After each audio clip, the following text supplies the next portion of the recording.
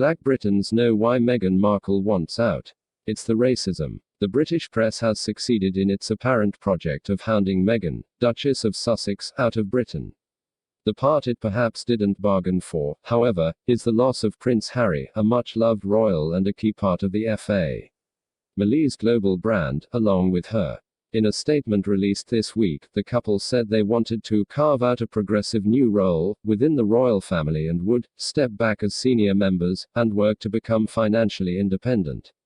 Quote, the British press reacted with surprise at the shock move abroad, described variously as seismic, selfish, rogue, and an atrocious lapse of judgment. If the media paid more attention to Britain's communities of color, perhaps it would find the announcement far less surprising. With a new prime minister whose track record includes overtly racist statements, some of which would make even Donald Trump blush, a Brexit project linked to native nationalism and a desire to rid Britain of large numbers of immigrants, and an ever-thickening loom of imperial nostalgia, many of us are also thinking about moving. From the very first headline about her being almost straight outta Compton and having exotic DNA, the racist treatment of Meghan has been impossible to ignore. Princess Michael of Kent wore an overtly racist brooch in the Duchess's company. A BBC host compared the couple's newborn baby to a chimpanzee. Then there was the sublimely ludicrous suggestion that Meghan's avocado consumption is responsible for mass murder, while her charity cookbook was portrayed as somehow helping terrorists. Those who claim frequent attacks against the Duchess have nothing to do with her race have a hard time explaining these attempts to link her with particularly racialized forms of crime, terrorism and gang activity, as well as the fact that she has been most venomously attacked for acts that acted praise when other royals did them. Her decision to guest edit British Vogue, for example, was roundly condemned by large parts of the British media, in stark contrast to Prince Charles's two-time guest editorship of Country Life magazine, Prince Harry's of a BBC programme and Kate Middleton's at Huffington Post, all of which were quietly praised at the time. Her treatment has proved what many of us have always known: no matter how beautiful you are, whom you marry, what palaces you occupy, charities you support, how faithful you are, how much money you accumulate, or what good deeds you perform, in this society racism will still follow you. In Britain's rigid class society, there is still a deep correlation between privilege and race.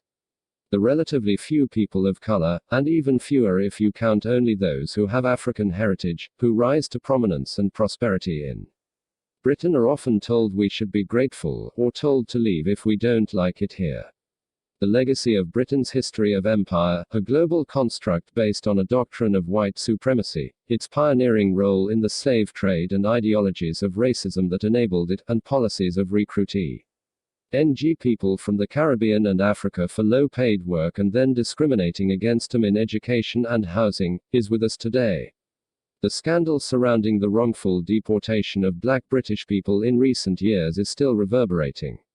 Meghan's decision to join the family that is the symbolic heart of the establishment responsible for this troubled history was perplexing to many black British people, as we wondered whether she fully appreciated the institution she had entered.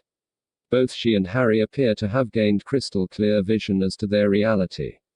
It's no wonder the couple want to leave and, as the coded statement that they want to raise the son, Archie, with the space to focus on the next chapter, seems to suggest, protect him from the bile to which they've been exposed. The British press, having attacked the couple continuously, now reacts with shock at this move. But the clues have been there for some time for anyone willing to read them.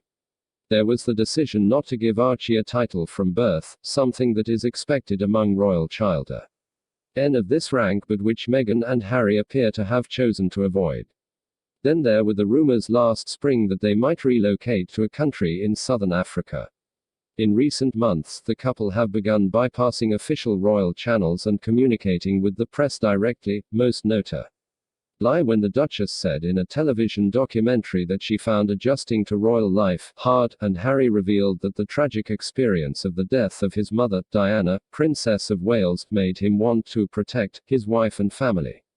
All were signs that the couple would not abide by royal business as usual, to the extent that even announcing this decision to step down from their roles as senior royals appears to have taken Buckingham Palace by surprise. I am not at all surprised. This was the bitter shadow of the sunny May 2018 wedding. How many of us suspected, hoping but doubting we were wrong, that what would really initiate Meghan into her new role as a Briton with African heritage would be her experience of British racism. And ironically, by taking matters into their own hands, Harry and Meghan's act of leaving two fingers up at the racism of the British establishment might be the most meaningful act of royal leadership I'm ever likely to